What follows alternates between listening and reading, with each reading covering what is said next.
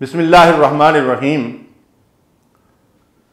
حضرت ابو ہریرہ رضی اللہ تعالی عنہ سے روایت ہے کہ اللہ کے نبی صلی اللہ علیہ وسلم نے فرمایا کہ اللہ تعالیٰ فرماتا ہے، یعنی حدیث قدسی ہے کہ اللہ تعالیٰ فرماتا ہے جو میرے کسی ولی یعنی میرے کسی دوست سے دشمنی کرے اس کے خلاف میرا اعلان جنگ ہے، اور بندہ جن چیزوں کے ذریعے سے میرا قرب حاصل کرتا ہے ان میں سب سے اہم چیز وہ ہے جو میں نے بندے کے اوپر فرض کی ہے، یعنی فرائض کے ذریعے سے بندہ اللہ تعالیٰ کا زیادہ سے زیادہ قرب حاصل کرتا ہے۔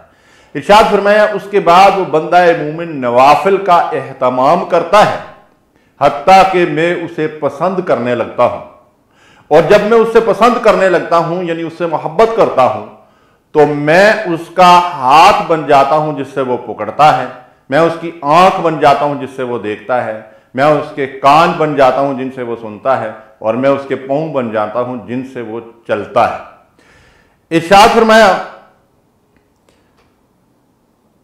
کہ اگر وہ میری پناہ مانگتا ہے تو میں اس کو پناہ دیتا ہوں، اور اگر وہ مجھ سے دعا کرتا ہے تو میں اس کی دعا کو قبول کرتا ہوں، اور مجھے کسی کام کے کرنے میں اس طرح تردد نہیں ہوتا۔ کون فرما رہا ہے؟ اللہ رب العالمین، کہ جب اس بندے کی موت کا وقت آتا ہے تو اس کی روح قبض کرتے ہوئے میں متردد ہوتا ہوں،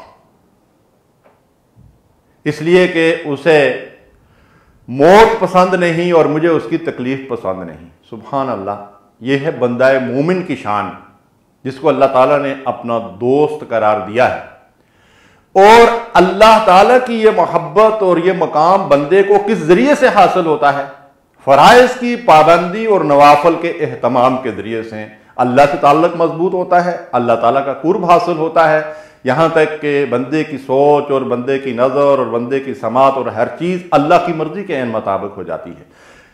اللہ کے نبی صلی اللہ علیہ وسلم کے خادم تھے، رات کے وقت آپ کے وضو کے لیے پانی کا اہتمام کرتے تھے۔ نبی صلی اللہ علیہ وسلم نے ان سے سوال کیا کہ مانگ کیا مانگتا ہے؟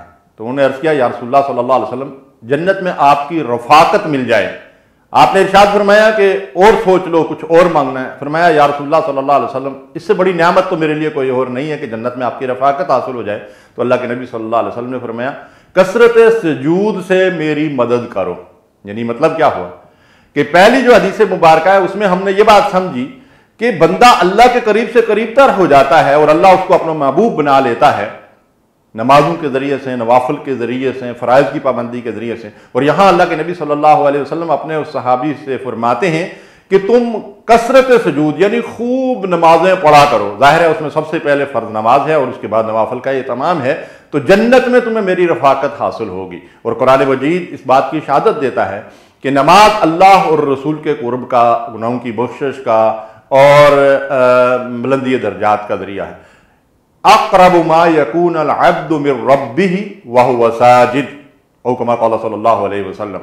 ارشاد نبوی ہے کہ بندہ اللہ کے سب سے زیادہ قریب کس حالت میں ہوتا ہے؟